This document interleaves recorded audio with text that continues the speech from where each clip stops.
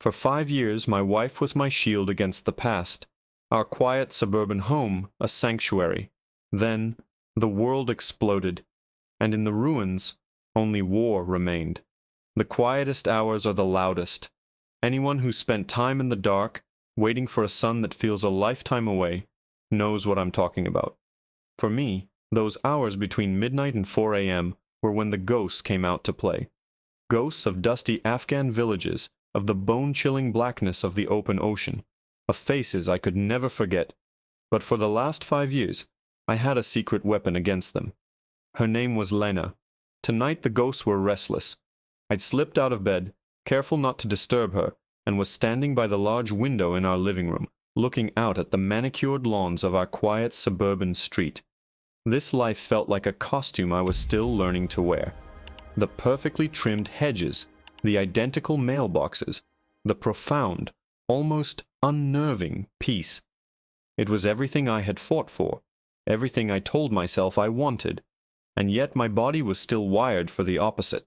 Every creak of the house was a potential threat, every shadow a possible enemy. My nervous system was a guitar string tuned too tight, humming with a tension that never fully dissipated. I heard a soft rustle from the bedroom and smiled. Lena. She could always sense when I was gone. A moment later she was standing behind me, her arms wrapping around my waist, her head resting against the hard muscle of my back. She didn't say a word, just held me. Her warmth was an anchor, the only thing that could truly tether me to this peaceful world and keep me from drifting back into the storm of my past. Her scent, a mix of jasmine and the sleepy smell of her skin, filled my senses. "The ghosts are loud tonight, Marcus?" she murmured into my shirt. "They're getting quieter," I lied, turning in her arms to face her. The moonlight caught the silver in her dark hair and the kindness in her eyes. God, she was beautiful. She was the calm sea after my personal hurricane. She knew what I was, what I had been. She never asked for details, but she understood the cost. She was the only person on earth who saw me, Marcus Vance, not the decorated commander, not the man who led teams into the darkest corners of the world, but just Marcus. Her Marcus. "Come back to bed," she whispered, her hand tracing the old scar that ran along my jawline. "I'll scare them away." I let her lead me back to the bedroom. The world outside could do what it wanted. In here, with her, I was safe.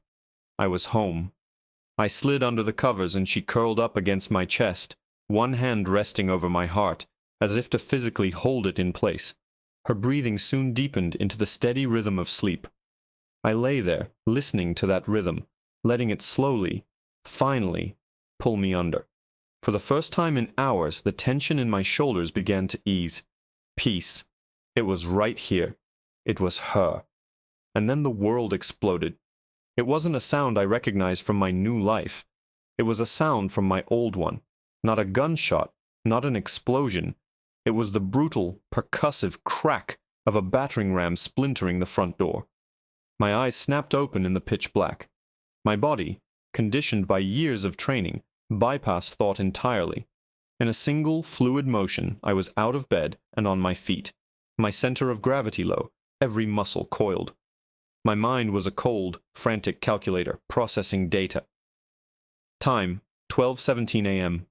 Threat, forced entry, multiple hostiles. Objective, protect Lena. "Marcus? What was that?" Lena's voice was thick with sleep and fear. "Stay down. Get on the floor, behind the bed. Now." My voice was not my own. It was the command voice, the one that left no room for debate, the one that had echoed in the bellies of helicopters and down darkened alleyways. Another crash, louder this time, followed by the shattering of glass and the thunder of heavy boots on our hardwood floor. They were inside. Shouts, deep and guttural, echoed from the living room. They weren't the shouts of thieves. They were organized, tactical. My brain was screaming at me. Wrong house. This has to be the wrong house. We had no enemies here. My enemies were thousands of miles and a lifetime away. Here, I was just a guy who ran a private security consulting firm. I paid my taxes. I waved to my neighbors. This couldn't be happening. I moved silently to the bedroom door, pressing my back against the wall beside it.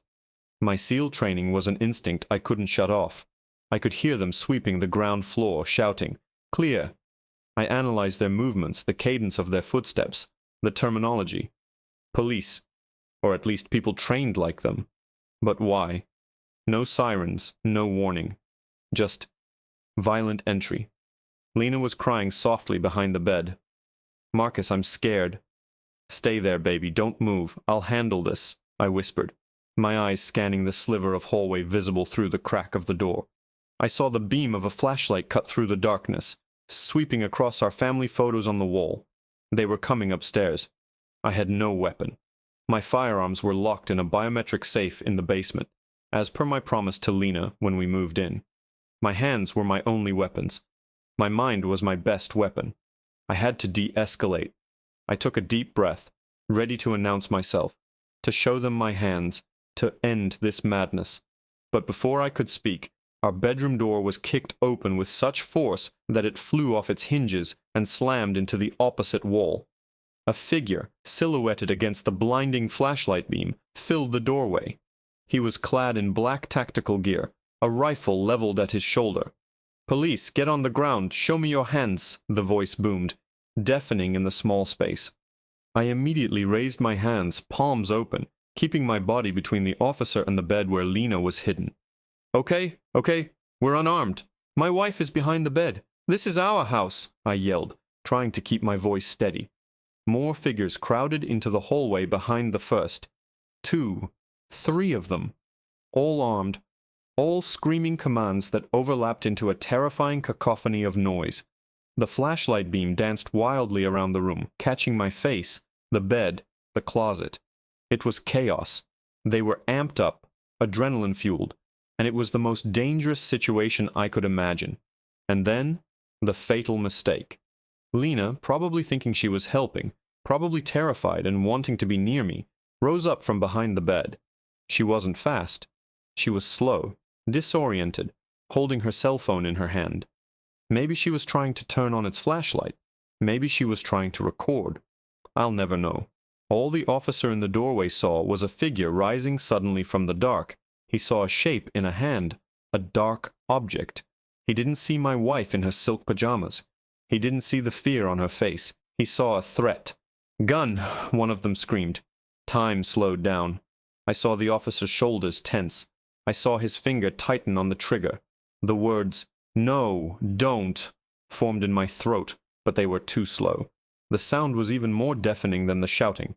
A single, sharp crack that was nothing like the battering ram.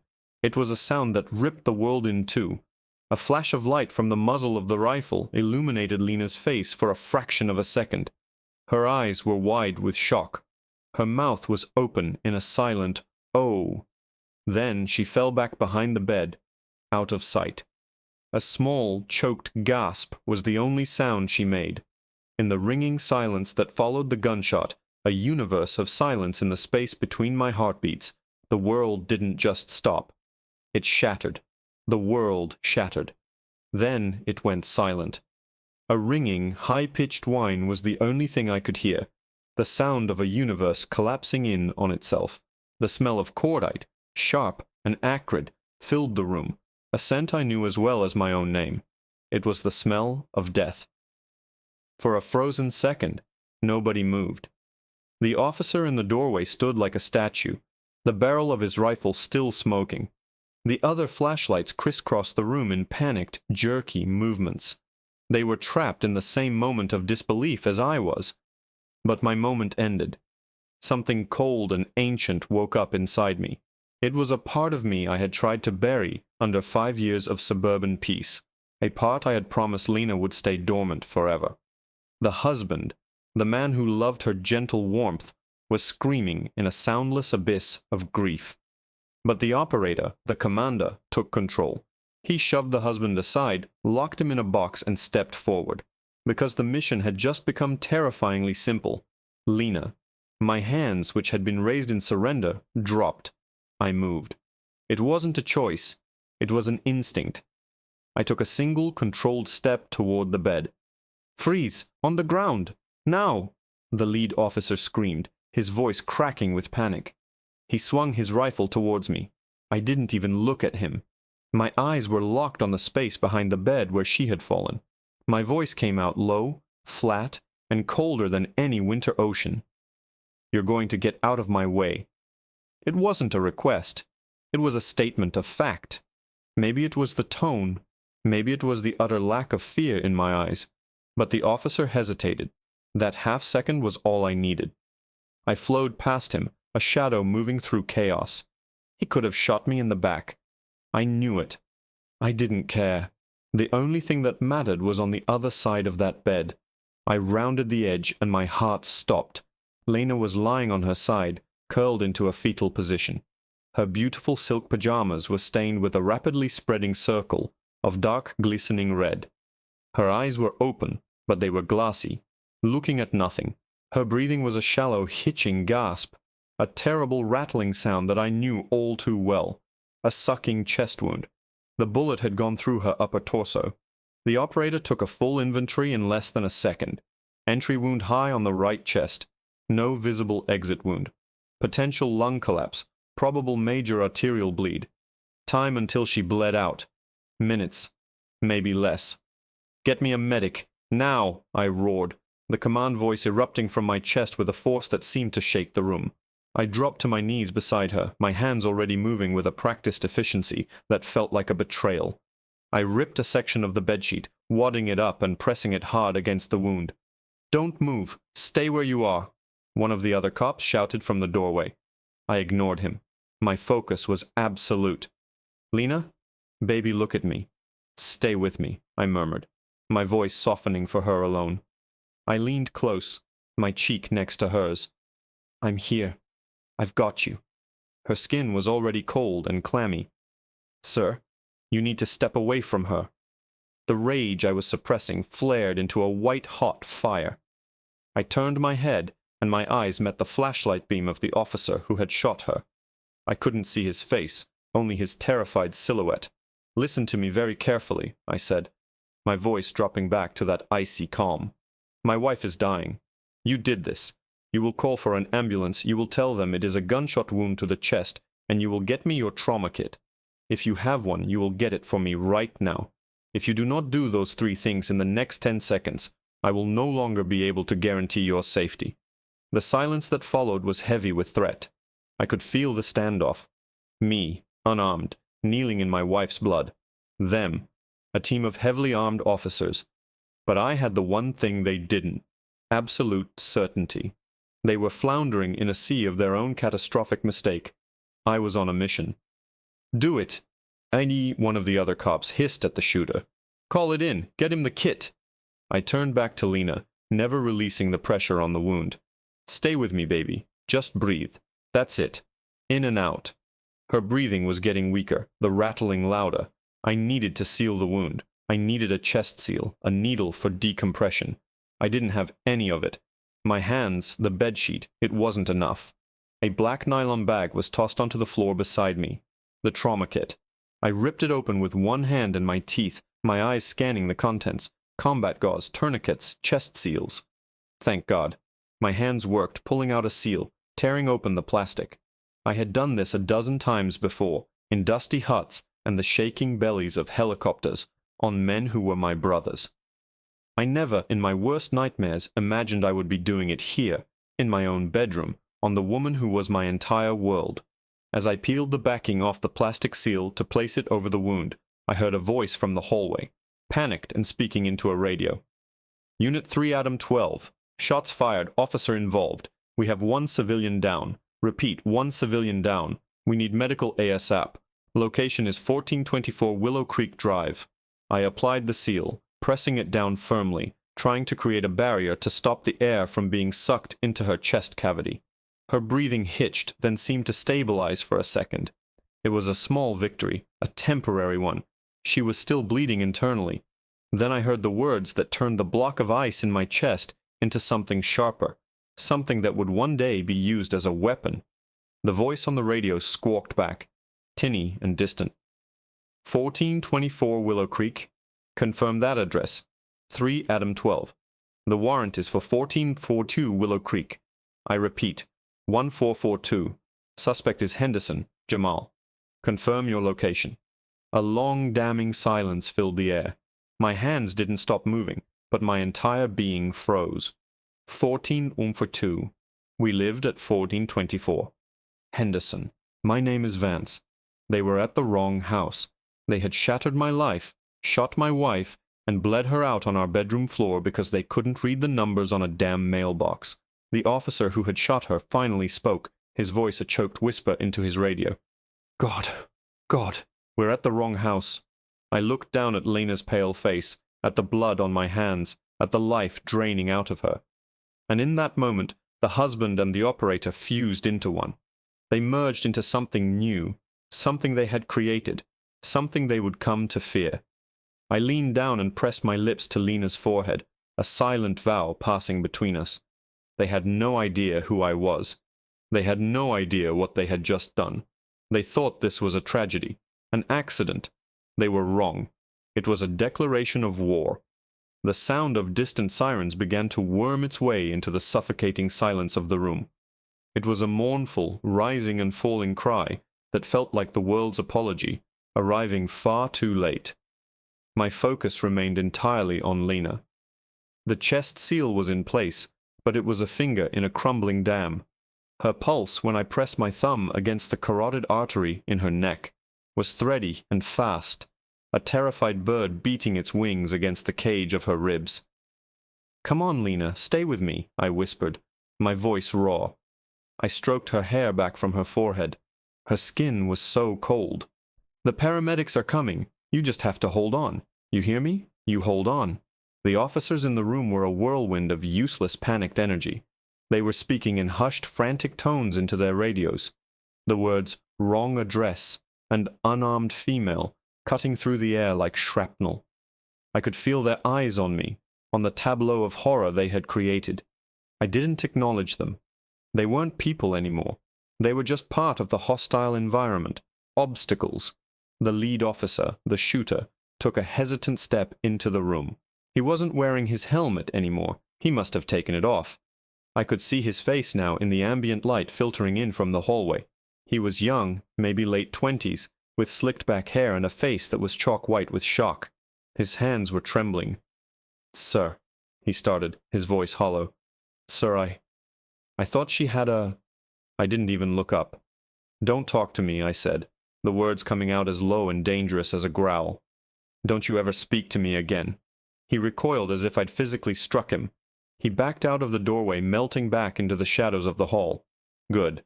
The less I had to see him, the less likely I was to do something I couldn't take back. Not yet. The sirens grew louder, closer. Finally, the sound of screeching tires and slamming car doors filled the street outside. Heavy footsteps pounded up the stairs. 2 paramedics in navy blue uniforms pushed their way into the room, their faces grim and professional, as they took in the scene. They carried a large red bag and a folded gurney. "What have we got?" The first one, a stocky man with a graying mustache, asked, his eyes immediately finding Lena. "Gunshot wound to the upper right chest," I answered, my voice all business, the operator in full command. "Suspected tension pneumothorax. I've applied a vented chest seal. BP is dropping, pulse is rapid and weak. She lost consciousness about a minute ago." The paramedic blinked, surprised by the clinical assessment, but nodded. "Okay. We'll take it from here. We need you to move back, sir." For a split second, I wanted to refuse. I wanted to tell him that my hands were the only ones that could save her, but I knew better. They had equipment I didn't. They had drugs. I was just a stopgap. Releasing my pressure on the wound and moving back felt like letting go of a lifeline, like cutting the rope that connected us. But I did it. I shifted back on my heels, giving them space, my eyes never leaving Lena's face. They worked with a practiced, desperate urgency, cutting away her pajama top, applying EKG leads to her chest, starting an IV in her arm. The sounds were a symphony of clinical chaos, the rip of medical tape, the beep of a heart monitor, the hiss of an oxygen mask. "Heart rate 140 and dropping. BP 60 over palp. She's in shock. Pushing fluids wide open. Let's get her on the board. On 3. 1, 2, 3. They lifted her onto the gurney with a coordinated heave. She looked so small, so fragile, surrounded by all their equipment. As they started to wheel her out of the room, one of the paramedics glanced at me. My shirt, my hands, my face. I knew they were covered in her blood. "Are you riding with us?" he asked. "Yes," I said, my voice hoarse. I started to follow them, my feet moving automatically. As I stepped out of the bedroom, a wall of blue uniforms blocked the hallway. A new figure stood at the front. An older man, a sergeant by the stripes on his sleeve, with a weary face and tired eyes. He held up a hand to stop me. "Sir, I'm sorry, but this is a crime scene now. We need you to stay here. We have to get your statement." I stopped. I looked at the sergeant's hand, then at his face. The cold, methodical part of my brain, the part that had planned and executed dozens of high-stakes missions, began to calculate. They weren't trying to help. They were trying to control. They were managing the scene. They had shot my wife in a botched raid on the wrong house, and their first priority was procedure. It was containment. I looked past him, down the stairs, where the paramedics were maneuvering the gurney towards the broken front door. I could hear the faint, rapid beeping of Lena's heart monitor. That was my mission. Nothing else mattered. "Move," I said. It was the same tone I'd used on the shooter. The sergeant's face hardened. "Sir, I understand you're upset, but you can't interfere. We have a protocol for these things." Your protocol got my wife shot," I cut him off, taking a step forward. The half-dozen officers in the hall tensed, their hands shifting towards their weapons. I wasn't even looking at them. My entire focus was on the sergeant. "Your protocol failed. You have two options. You can get out of my way and let me go to the hospital with my wife. Or you can try to stop me. I strongly advise you to consider what happened the last time your men made a bad decision in this house tonight." I saw a flicker of something in his eyes. He wasn't a scared rookie like the shooter. He was older, he'd seen things. And he saw something in me that gave him pause. He saw a man who had been pushed past the edge, a man with nothing left to lose. He saw a man who wasn't making a threat, but was outlining a consequence. He held my gaze for a long, silent moment. The beeping of the heart monitor was fading as they got her outside. I had to go. Now.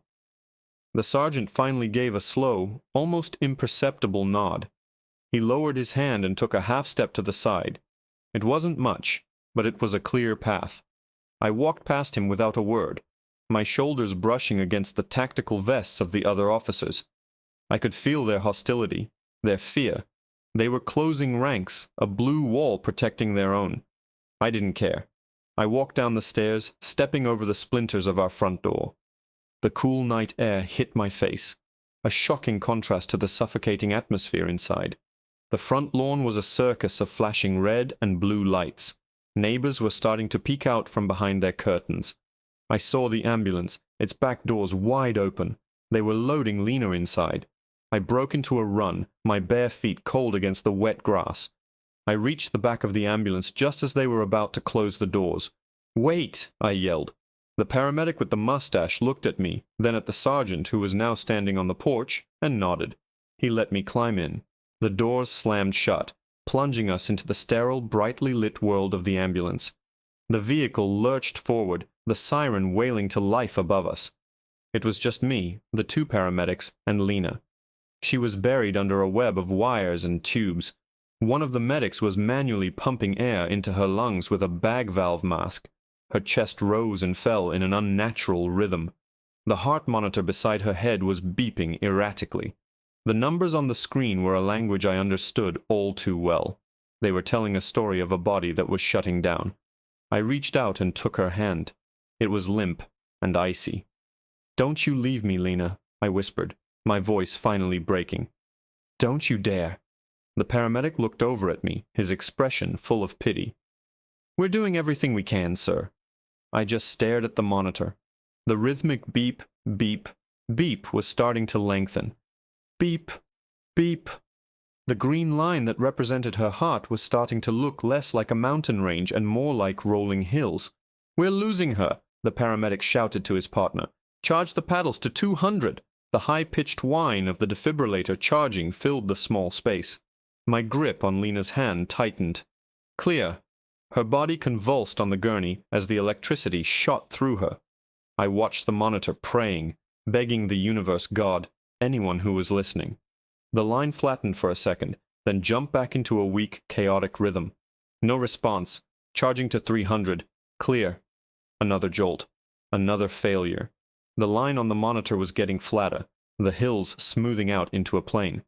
The medic was starting chest compressions, the rhythmic thudding a desperate drumbeat against the silence.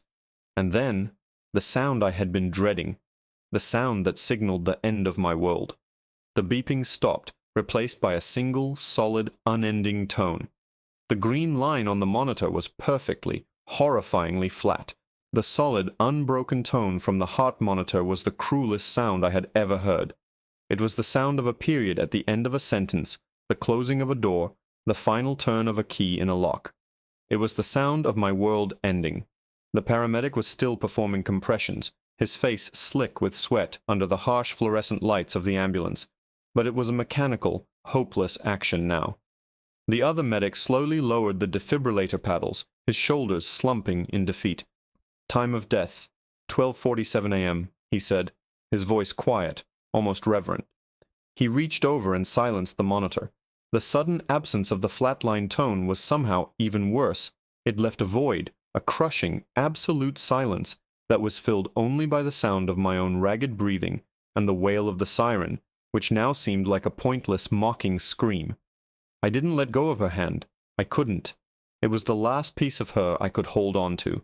The paramedics were talking, murmuring things to each other, but their words were just noise, like the buzz of a distant insect. My entire universe had shrunk to the space inside that ambulance, to the cold, still hand in mine. I stared at her face. It was so peaceful. The lines of fear and pain were gone. She just looked like she was sleeping.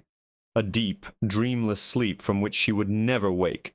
The vibrant, laughing, brilliant light that was Lena was gone, extinguished by a clumsy, terrified boy playing soldier in my bedroom, because he couldn't read house numbers. The ambulance slowed, pulling into the bay of the emergency room. The back doors opened, flooding the interior with the chaotic sounds and sterile smells of a hospital. A nurse and a doctor were waiting. The paramedic who had called the time of death shook his head grimly at them. The doctor's face fell, and he placed a hand on my shoulder. "Sir, I'm so sorry," he said, his voice full of genuine compassion. I didn't respond. I didn't look at him. I just slid out of the ambulance, still holding her hand as they wheeled the gurney into the trauma bay. A nurse tried to gently guide me toward a small, private waiting room, the kind they reserve for people who are about to receive the worst news of their lives. "Sir, if you'll just wait in here, the doctor will be with you." "No," I said. The word was flat, dead. "I'm not leaving her." They didn't argue. Maybe they saw the look in my eyes. They wheeled her gurney into an empty room, and after a moment left me alone with her, pulling a curtain around us for privacy. And there, under the sterile, unforgiving lights of the ER, I finally let go. I don't know how long I stood there, holding her hand, my forehead resting against hers. Time had lost all meaning. There was only before, and now, this horrifying after. I memorized every detail of her face, trying to burn the image into my memory so vividly that the ghosts of my past would have no room to exist. There was only one ghost now, and she was the only one I ever wanted to see again. Eventually, a soft knock on the doorframe broke the spell. It was the sergeant from my house. His face looked even more weary than before. Behind him stood two uniformed officers. "Mr. Vance," he said, his voice low, "I am truly sorry for your loss, but we need to ask you some questions." The operator, the cold, calculating part of me, re-emerged from the depths of my grief. It was like a sheet of ice forming over a churning sea. I straightened up, let go of Lena's hand, and turned to face him. My expression was a blank mask. "You're going to read me my rights, Sergeant?" I asked, my voice devoid of emotion. He looked taken aback. "No, sir. You're not under arrest. You're the victim here. We just need a statement for the report, for the investigation." Investigation. The word was a joke, an insult. What was there to investigate? They had stormed the wrong house. They had shot an unarmed woman in her bed. They had executed my wife. This wasn't an investigation. This was damage control. "All right," I said, my voice calm. I walked past him, out of the small room, leaving Lena behind the curtain. Every step felt like a betrayal. I followed him to a sterile little conference room down the hall. A detective in a cheap suit was already there, a notepad and a pen on the table in front of him. They offered me coffee, water. I refused. I sat down opposite the detective. The sergeant remained standing by the door, a silent, grim sentinel. "Mr. Vance," the detective began, his voice a practiced, soothing monotone. "My name is Detective Miller. First, my deepest condolences. I can't imagine what you're going through. I just need to walk you through the events of tonight, in your own words." I looked at him, at his tired eyes, his rumpled suit. He was just a man doing a job. But his job, right now, was to package my agony into a neat little report. His job was to create the official narrative, the story that would protect them. And so I played my part. I gave them the facts, and only the facts. I spoke in the clipped, precise language of an after-action report. Time of entry, number of assailants, their equipment, their commands, the shooting, my attempts at first aid. I gave them nothing of the fear, the love, the horror. I described Lena raising her cell phone. I described the officer shouting, "Gun!" I described the single shot. I was a perfect witness, a calm, credible victim. It was exactly what they wanted. As I spoke, I was watching them. I watched Detective Miller's pen scratch across the page. I watched the sergeant by the door, whose gaze kept drifting to the floor. They were listening, but they weren't hearing. They were processing information, not absorbing the reality. They had no idea who I was. To them, I was just Marcus Vance, security consultant, grieving husband, a tragic footnote in a botched police raid. They had run my name, of course. They would have done that the second they realized their mistake. But my service records were sealed so tight you'd need a blowtorch and a team of cryptographers to even get a glimpse. On paper, I was a ghost. 20 years of service in naval special warfare, a career spent in the shadows, all of it reduced to a few heavily redacted lines on a file somewhere deep in the Pentagon. They wouldn't know. They couldn't know. And that was my advantage. They were fighting a ghost, and they didn't even know it. When I finished, Miller closed his notepad. "Thank you, Mr. Vance. That was very helpful. We'll be in touch. Is there anyone we can call for you? Family? A friend?" "No," I said, standing up. "I'm fine." I walked out of the room, out of the hospital into the pre-dawn gray. The world felt alien. The colors were muted, the sounds were muffled. I walked the 2 miles home. The street was still cordoned off with yellow tape, a single patrol car sitting out front.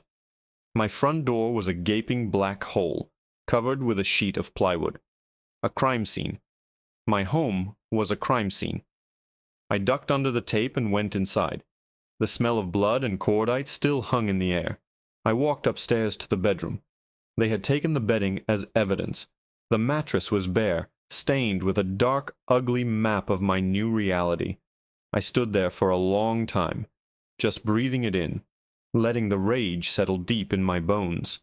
This is where they had made their stand, and this is where I would make mine. I went down to the basement, to the biometric safe I hadn't opened in 5 years. I pressed my thumb to the scanner. A soft beep, and the heavy steel door clicked open. Inside, nestled in custom-cut foam, were the tools of my former life. A Sig Sauer P226, a custom-built AR-15, suppressors, magazines filled with hollow-point rounds, and in a separate compartment, my gear. A satellite phone, encrypted hard drives, a small leather-bound book filled with names and numbers, men who owed me favors, men who lived by a code that had nothing to do with the laws written in books, men who were ghosts, just like me. They thought this was over. They thought this was a matter for lawyers and internal affairs, a civil suit, a settlement, a quiet retirement for the officer who pulled the trigger. They were building a wall of procedure and bureaucracy around themselves, but I wasn't going to sue them. I wasn't going to file a complaint. I was going to deconstruct their world, piece by piece. I was going to use their own rules, their own systems, against them. And when those failed, I would use my own. I picked up the satellite phone. It took a moment to acquire a signal, a digital handshake with a ghost in the sky. Then it beeped. Ready. I scrolled through the contacts until I found the one I needed. The name was simply Pathfinder. He was a man who could find anyone, get anything. Information was his weapon, and he was the best. I pressed the call button. It rang twice, a strange tinny sound that echoed in the concrete silence of the basement. A voice answered, rough and laced with sleep. "This better be a matter of life or death, Commander." I took a breath. The ice in my veins was spreading, a cold, clarifying calm. "It is," I said. "I need a name, an officer, a rookie who was part of a raid tonight, the one who pulled the trigger." Silence stretched over the satellite line, thick and heavy. Pathfinder, a man whose real name I hadn't used in 15 years, he was a master of silences. He used them to gather information, to let the other person fill the void with revealing details. But I had nothing to reveal. My purpose was singular, absolute. "Commander?" he finally said, the sleepiness gone from his voice, replaced by a sharp edge of concern. "What's going on? Whose trigger?" "My wife is dead, David," I said, using his real name for the first time in over a decade. The name felt foreign, a relic from a different world. Using it was a signal. This wasn't business. This wasn't an operation. This was something else entirely. A police raid. Wrong house. They shot her in our bedroom an hour ago. The exhale on the other end of the line was a long, slow hiss. David Pathfinder was a data broker, a digital ghost who lived in the deepest, darkest corners of the web. He traded in secrets, in leverage, in the hidden sins of powerful men. But beneath the layers of paranoia and code, he was still one of us. He understood the language of loss. "Give me everything you have," he said, his voice now all business. I heard the faint, rapid clicking of a keyboard in the background. Precinct, city, time, the address they were supposed to hit. I recited the details, my voice a monotone drone. 1442, Willow Creek Drive. The name, Jamal Henderson. The time of the raid. I described the team, their gear, the sergeant in charge. I was feeding him the raw data, and I knew that on the other side of the world, he was a shark that had just caught the scent of blood in the water. He would tear through firewalls, back doors, and encrypted servers like they were tissue paper. "They'll circle the wagons, Marcus," he warned, his fingers still flying across his keyboard. "An OIS officer involved shooting on a civilian, wrong address. They'll bury this so deep you'll never find it. The report will be a masterpiece of creative writing.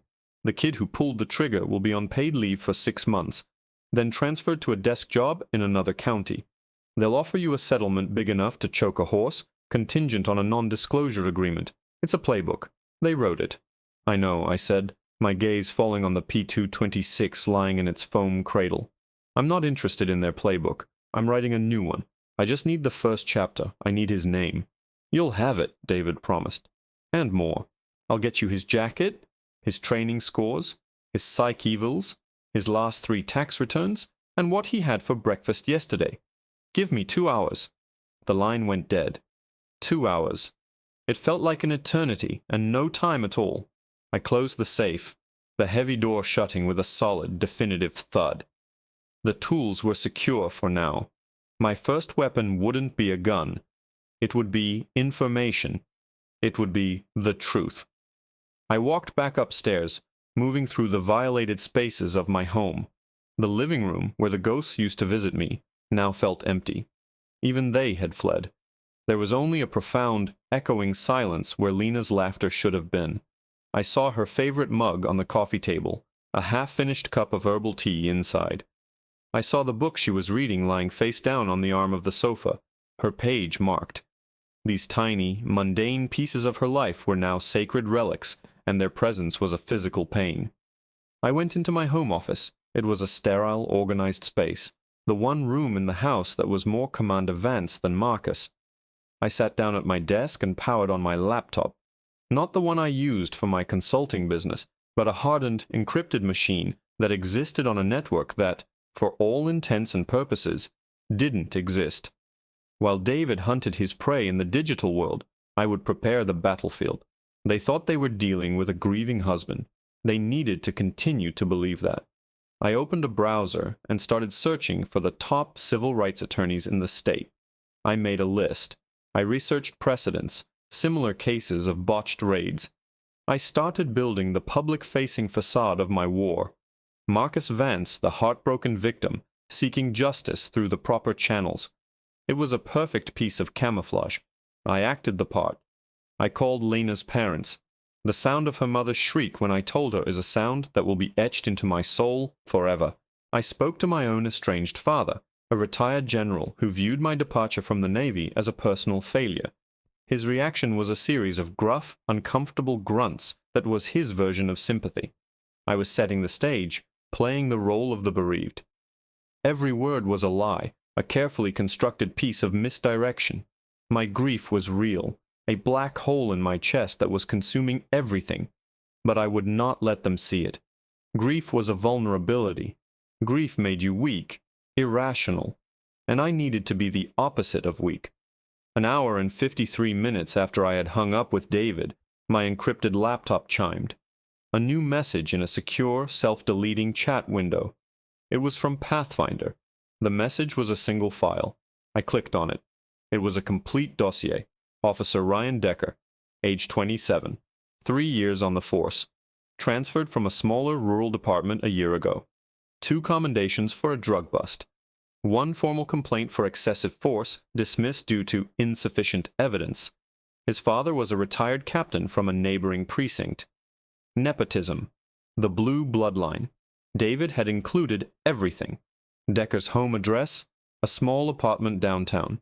The make and model of his car. His bank statements, which showed a recurring payment to an online poker site. A gambling problem. His service weapon was a Glock 19, but he'd purchased a personal backup.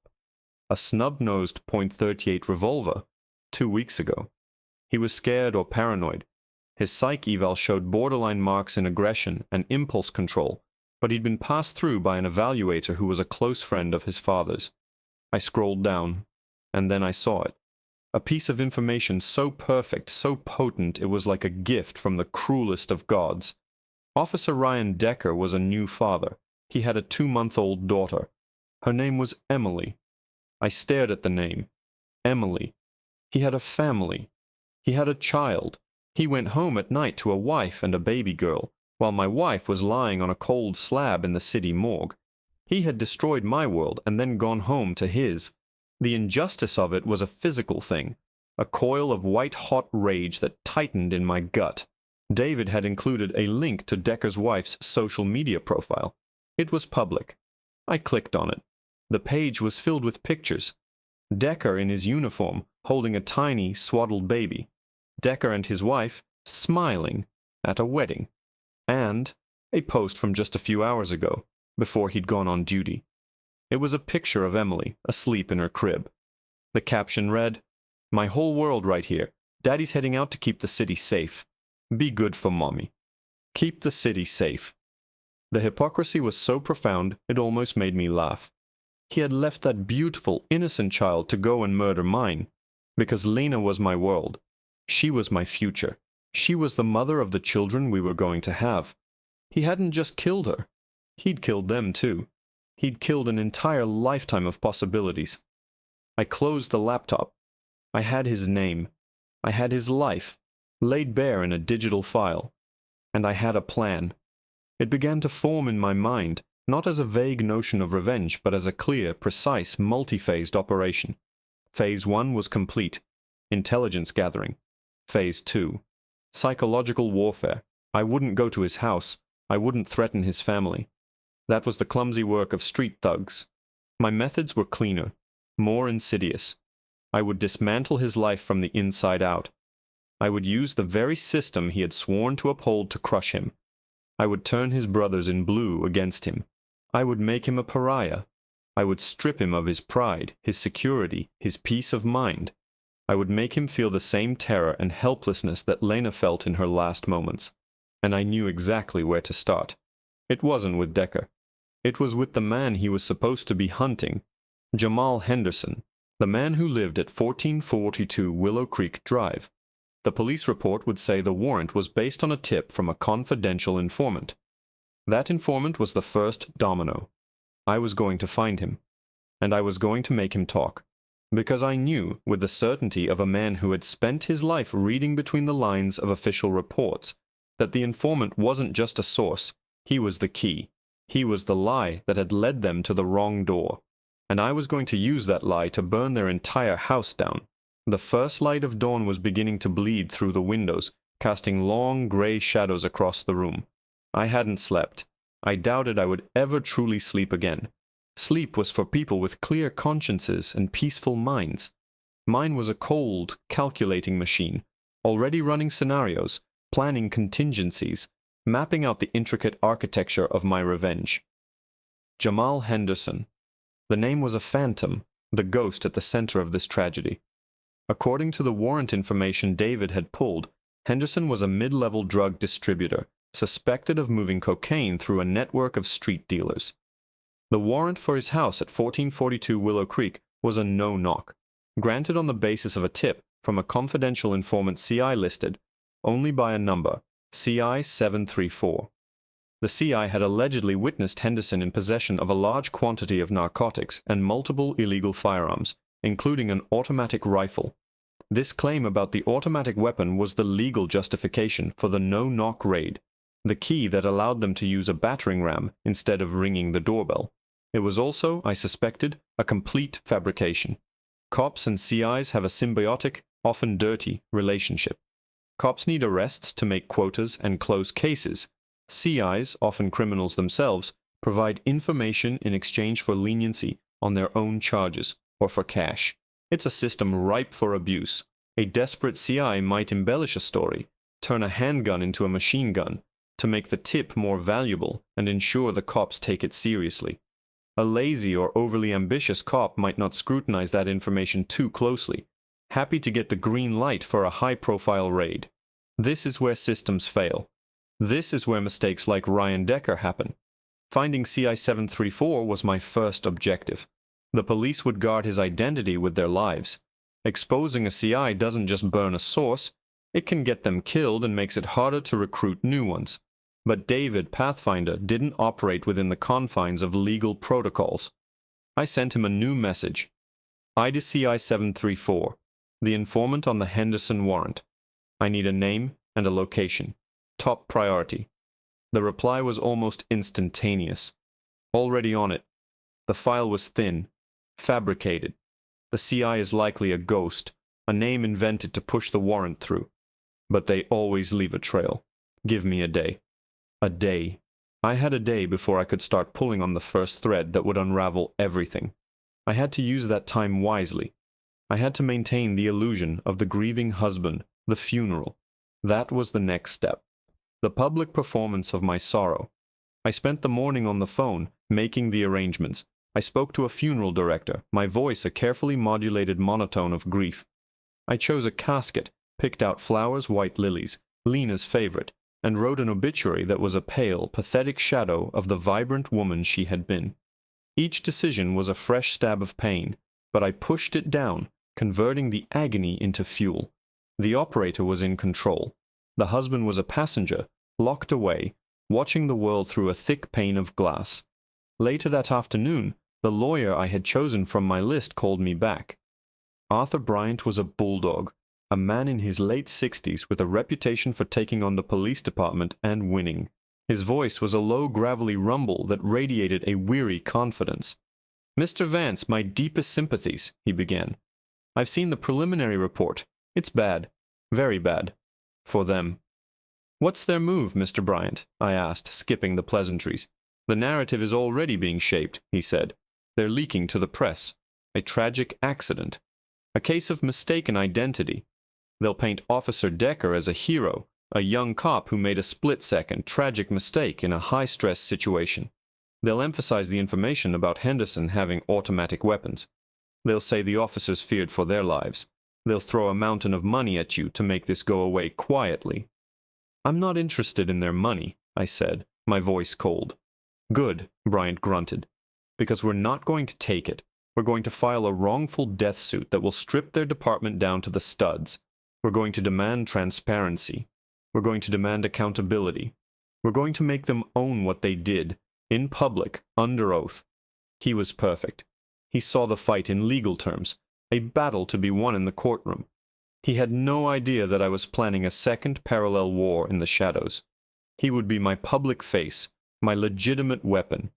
While he was filing motions and taking depositions, I would be dismantling their infrastructure from the inside. That night, the message from David arrived. It was shorter this time. Got him. The CI isn't a ghost, but he might as well be. Name's Ricky Slim Evans, a 2-bit meth dealer with a long sheet. He was picked up 2 weeks ago for possession with intent to distribute. He was facing a mandatory 10-year sentence. He walked out of the station 2 days later, all charges dropped. That was the day before they got the warrant for Henderson. The arresting officer on Evans's bust was Ryan Decker's partner, a senior cop named Sergeant Frank Miller. My blood ran cold. Miller. The same name as the detective at the hospital. I quickly checked the file David had sent. It wasn't the same man. This was a different Miller, a patrol sergeant, Decker's partner. This wasn't a lazy cop and an unreliable informant. This was coordinated. Decker and his partner had squeezed this Ricky Evans, threatened him with a decade in prison, and in return he had given them Jamal Henderson. He'd probably told them whatever they wanted to hear. David's message continued. Evans is laying low. He's holed up in a Fleabag motel off the interstate, the Starlight Inn, room 214. He paid for a week in cash. He's scared, Marcus. Whatever he told them, he knows he's in deep. The Starlight Inn. I knew the place. It was a rotting carcass of a motel, the kind of place where hope went to die. A place for people who didn't want to be found. Phase 2 was about to begin. I waited until after midnight, when the world was asleep and the shadows were deep. I dressed in dark gray clothing, nondescript, functional. I didn't take a weapon from my safe. I wouldn't need one. My hands, my voice, my presence, they would be enough. I drove my bland, forgettable sedan, not the classic muscle car Lena had loved, and parked it 3 blocks away from the motel. The walk was quiet. The air was cool and damp. The Starlight Inn sign was flickering. The S and T burned out, so it just read Our Light Inn. The place smelled of stale cigarettes, desperation, and bleach. I moved silently up the exterior staircase to the 2nd floor. The concrete balcony was cracked and stained. I stopped outside room 214. The lights were off, but I could hear the faint, tinny sound of a television from inside. I didn't knock. Knocking gives a warning. It gives time to prepare, to hide, to call for help. Instead, I pulled a small tension wrench and a pick from my pocket. It had been years, but it was like riding a bike. The lock on the cheap door was pathetically simple. 30 seconds of delicate pressure, a faint click, and the knob turned in my hand. I slipped inside, closing the door behind me without a sound. The room was dark, lit only by the flickering blue light of the TV. A man was passed out on the bed, lying on his back, his mouth open, a half-empty bottle of cheap whiskey on the nightstand beside him. He was skinny, wiry, with the sunken cheeks and pale, clammy skin of a serious drug user. Ricky Slim Evans. I moved to the side of the bed, a ghost in his filthy room. I waited. I watched his chest rise and fall. I let the silence stretch. Then I reached out and gently turned off the television. The sudden plunge into absolute darkness and silence shocked him awake. He bolted upright with a strangled gasp, his eyes wide and panicked, trying to adjust to the blackness. "Who's there? Who the hell is there?" he stammered, his voice a hoarse, terrified whisper. I didn't answer. I just stood there, a solid, unmoving shadow in the corner of his room. I let his fear build. Let his imagination conjure up all the monsters that lived in his world-rival dealers, angry customers, the cops coming back to tie up a loose end. "I got money," he blurted out, scrambling to the edge of the bed. "It's in the drawer. Take it. Just don't hurt me." It was then that I spoke. My voice was quiet, calm, but it filled the small room with a chilling authority. "I don't want your money, Ricky." He froze. The sound of his own name, spoken by a stranger in the dark, terrified him more than any threat of violence. How do you know my name? I took a single, slow step out of the corner, letting the faint moonlight from the grimy window catch the side of my face. I still wasn't fully visible, more of a silhouette than a man. I know a lot more than your name, I said, my voice dropping lower. I know about your deal with Officer Decker and Sergeant Miller. I know about the 10-year sentence that vanished into thin air, and I know about the story you told them. The story about Jamal Henderson and his machine gun. The story that got a woman killed. He started to shake, a full-body tremor. He wasn't acting. This was pure, primal terror. I don't know what you're talking about, man, he whimpered. I didn't tell them nothing. Don't lie to me, Ricky, I said, taking another step closer. I was standing over him now. He scrambled backwards on the bed until he hit the wall. Lying is what got you into this mess. I'm here to give you a chance to tell the truth. You're going to tell me everything. You're going to tell me exactly what you said to them, and more importantly, you're going to tell me exactly what they told you to say. He was sobbing now, quiet, pathetic little sounds. They'll kill me, man. If I talk, they'll kill me. They might, I said, my voice utterly devoid of sympathy. But I'm not them. I'm the husband of the woman you helped them kill, and if you don't talk to me right now, Ricky, they won't have to worry about finding you, because there won't be anything left to find. Ricky Evans crumbled. It wasn't a slow collapse, it was an implosion. My words hit him with the force of a physical blow, and the last of his pathetic bravado evaporated into the stale air of the motel room. He curled into a ball against the greasy headboard, his hands covering his face as if he could somehow hide from the truth I was forcing him to confront. Please, man, he sobbed, his voice muffled by his hands. I'm a dead man. I'm dead either way. I reached down, and my hand clamped onto his shoulder. My grip wasn't violent, but it was inescapable, a manacle of flesh and bone. He flinched, expecting to be hit, but I just held him steady. Look at me, I commanded, my voice low and unwavering. He reluctantly lowered his hands, and his terrified, tear-filled eyes met mine in the gloom. You have one path that doesn't end with you being dead, I said, enunciating each word with cold precision. Only one, and it starts with you telling me the truth. Right now, you tell me what Miller and Decker did, and I will be the monster they're afraid of. You stay silent, and I will leave you here for them to find, and they will find you, and they will silence you permanently. Your choice. The clock is ticking. He stared at me, his drug-addled mind struggling to process the ultimatum. He was caught between two different kinds of fear. The institutional, procedural threat of the police, and the immediate, personal, and far more terrifying threat of the man standing over him. I was the apex predator in that room, and he knew it. He broke. Okay, man, just don't kill me, he whispered, the words tumbling out in a rush. It was Miller. It was all Sergeant Miller. Decker was there, but Miller ran the whole thing. They pinched me with a half-ounce of crystal. Said I was looking at 10 years, maybe more. Said they had me dead to rights. Then Miller, he offers me a deal. He says they've been trying to get this guy, Henderson, for months, but they can't get a warrant to stick. He says, we need an angel. That's what he called it. An angel to whisper in a judge's ear. My grip on his shoulder tightened. What did he want you to whisper, Ricky?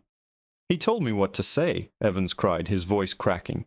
He said I'd been inside Henderson's place, that I saw a brick of coke on the kitchen table and a duffel bag full of cash. And the gun. That was Miller's idea. He asked me what kind of guns Henderson had. I told him I'd seen a pistol once, maybe a shotgun. Miller just shakes his head. He says, no, you didn't. You saw an AR-15 with a 30-round magazine sitting on the sofa. You're sure of it. You'll pass a polygraph if you have to.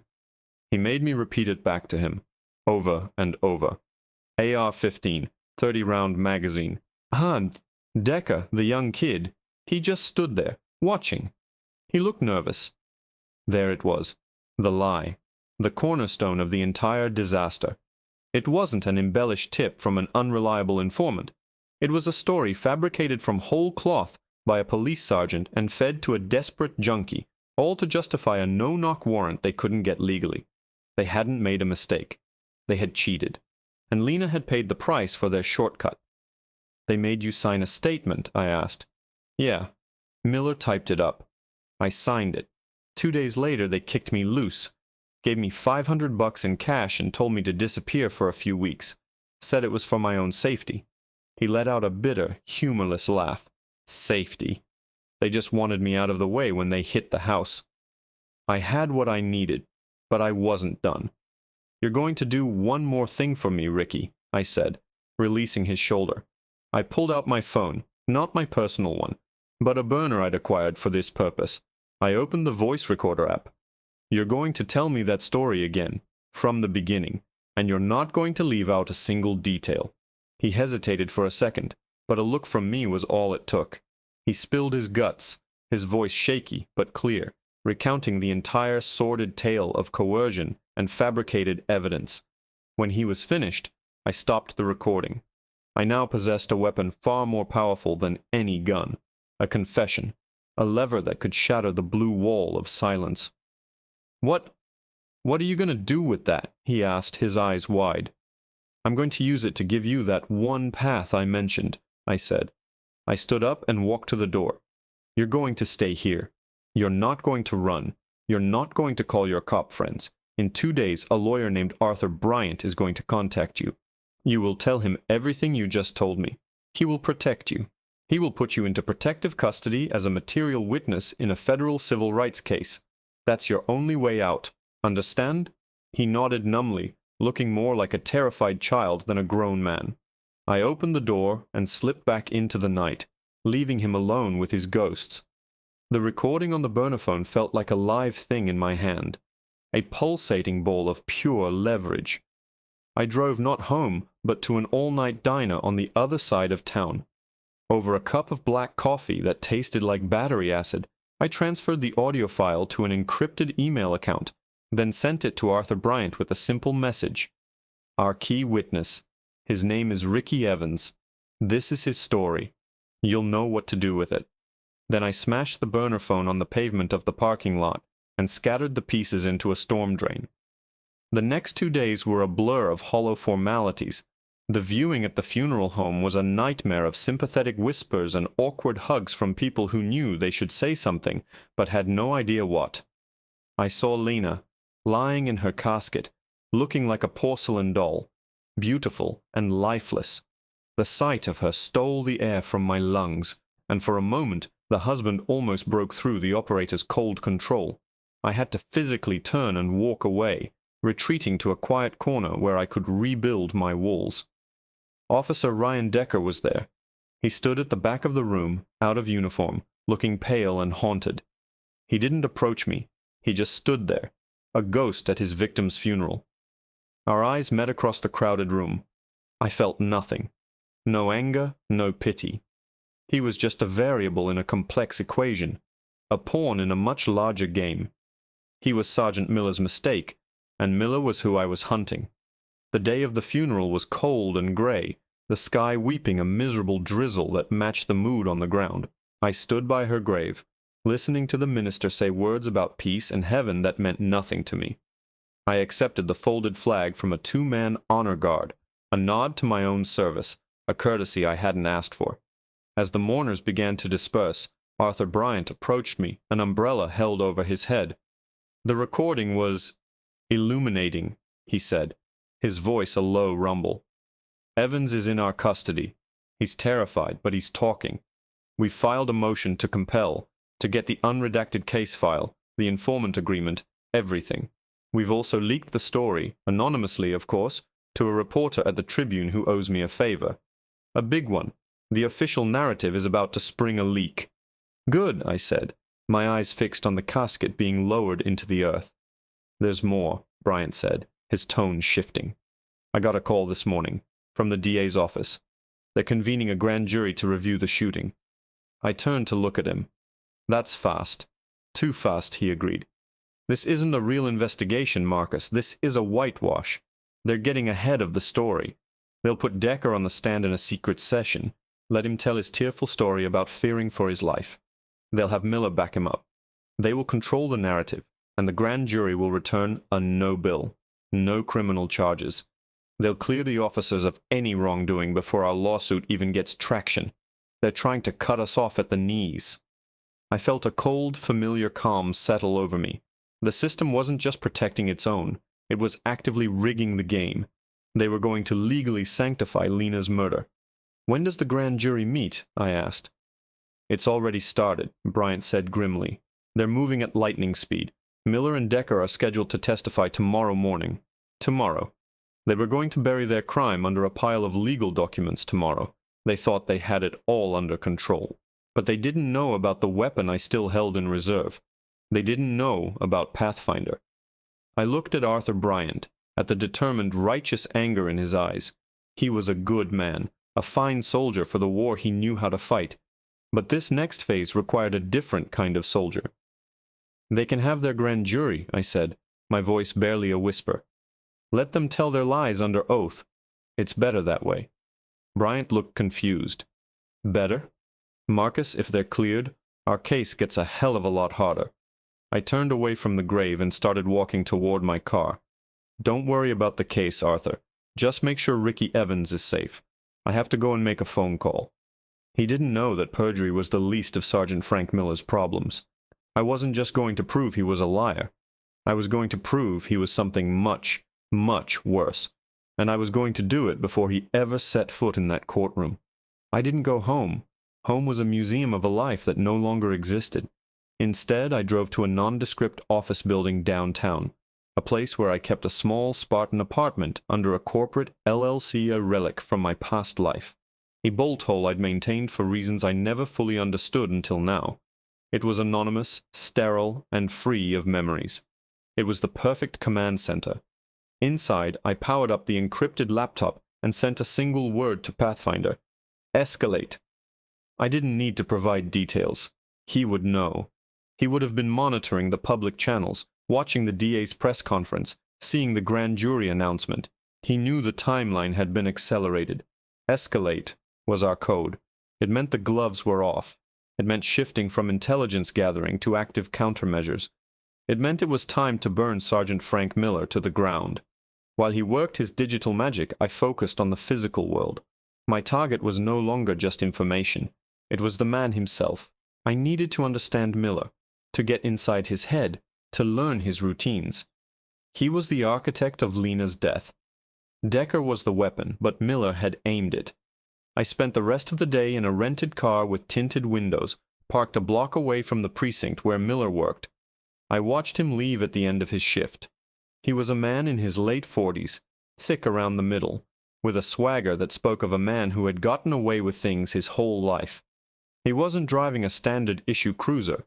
He was driving a late-model black SUV with custom rims, far too expensive for a patrol sergeant's salary. It was the first sign.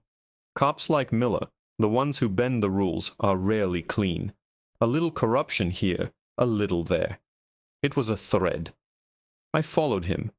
He didn't go straight home. He went to a dimly lit sports bar on the industrial side of town, a cop bar. I watched from across the street as he went inside. He was there for 2 hours. When he came out, he was laughing with a few other uniformed officers. He clapped one of them on the back, confident, relaxed. He had no idea a ghost was watching his every move. He thought his grand jury testimony tomorrow was a formality, the final rubber stamp on his fabricated story. Pathfinder's message arrived just after 10 p.m. It was a torrent of data, a complete deconstruction of a man's hidden life. David hadn't just scratched the surface. He'd strip-mined Frank Miller's entire existence. Miller's finances were a mess. He was leveraged to the hilt, a big mortgage, 2 car payments, his kids' college tuition. The black SUV was leased. But beneath the debt, there was a steady trickle of unexplained cash deposits into a savings account. Small amounts, a few $100s here and there, all in cash. It was the signature of a man on the take. But the real bombshell was in a folder labeled Henderson. David had hacked into the precinct's evidence management system. He'd found the file on Jamal Henderson. For months, Miller had been the lead officer on an investigation into Henderson's crew, building a case. But there was another file, cross-referenced and buried deep in a restricted server. An internal affairs file. 6 months ago, an anonymous complaint had been filed against Sergeant Miller. The complaint alleged that Miller was shaking down low-level dealers, taking cash and a cut of their drugs in exchange for letting them operate in his territory. The primary target of his shakedown scheme? A rival crew to Jamal Henderson. The pieces snapped into place with a sickening click. This was never about justice. Miller wasn't trying to get a dangerous drug dealer off the streets. He was using the power of his badge to eliminate the business competition for the dealers who were paying him. He couldn't get a legitimate warrant for Henderson because Henderson was a problem. But he wasn't Miller's problem. He was his client's problem. So Miller fabricated a CI, invented a machine gun, and sent a tactical team to solve a business dispute. He'd used his own department as a hit squad. My home had been the staging ground. Lena was the collateral damage. The final piece of David's data package was an address. It wasn't Miller's home. It was a self-storage unit on the outskirts of the city, rented under his wife's maiden name. The payments were made in cash. Phase 3. Neutralization. I arrived at the storage facility just before midnight. It was a ghost town of corrugated steel and silence. Defeating the lock was as easy as Ricky Evans's motel room door. I slipped inside Miller's unit. It smelled of dust and rust. It was filled with junk old furniture, boxes of clothes.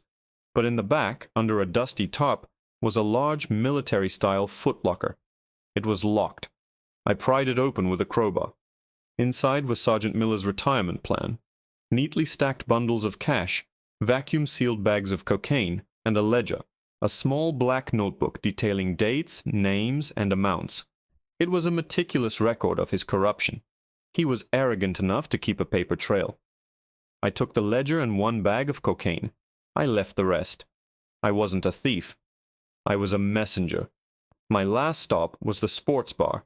It was closing, the bartender listlessly wiping down the counter. I waited until he went into the back. Then I slipped inside. Miller's SUV was one of only 3 cars left in the parking lot. I walked up to it, the bag of cocaine in my hand. Using a corner of the bag, I wiped a fine layer of white powder along the inside of the driver's side door handle, under the steering wheel, and on the gear shift. Then I opened the gas cap, dropped the rest of the bag inside the tank, and walked away. I left the ledger sitting neatly on the hood of his car, a final, damning statement. I made one last call, a payphone this time. I dialed 911. "I'd like to report an officer-involved crime," I said, my voice disguised, low and rough. "Sergeant Frank Miller. He's been shaking down dealers. He keeps his stash in a storage unit lock and leave, Unit 312. You'll find the evidence of his partnership with a rival drug crew in his car. It's parked at O'Malley's pub. You might want to get there before he does. He seems like the type to destroy evidence." I hung up. I drove to a hill overlooking the city, and I watched. I didn't have to wait long.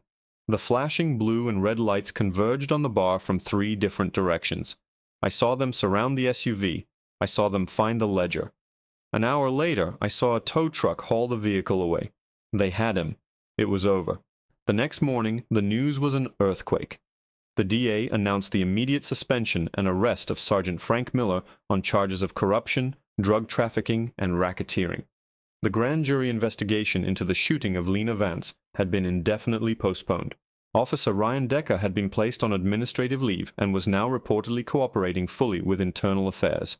The narrative hadn't just sprung a leak. The entire dam had burst. Arthur Bryant's civil suit would now be a formality. The city would settle for an astronomical sum, not out of sympathy, but to cauterize the wound, to stop the bleeding.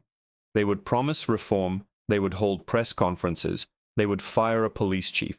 It was all noise. The only thing that mattered to me was the small article buried on page 6.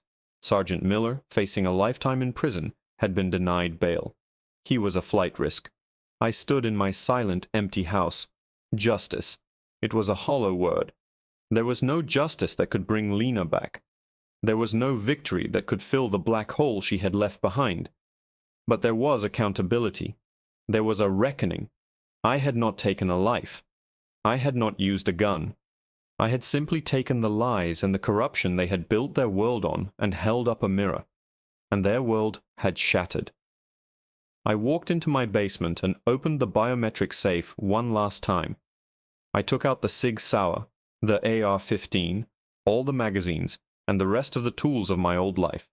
I methodically disassembled each weapon, cleaning and oiling each component. Then I packed them, along with the satellite phone and encrypted hard drives, into a hardened Pelican case. I drove out of the city, toward the coast. I stood on a cliff overlooking the ocean, the same ocean that had been my partner and my adversary for 20 years. The wind was sharp, smelling of salt and endless distance. One by one, I threw the pieces of my past into the churning water below.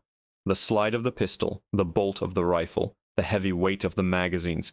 They vanished into the gray waves without a trace. I was no longer Commander Vance. The operator had completed his final mission. I was just Marcus now, a man with nothing but ghosts and a future I had to learn how to build from the ashes. I didn't know if I could. I didn't know if I wanted to.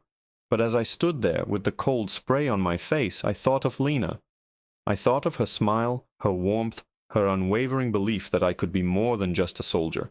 She had given me a life of peace. They had taken it away. But they couldn't take her from me. I would live. I would endure. And I would carry her with me, a quiet, constant flame in the wreckage of my heart. That would be my justice. That would be her victory.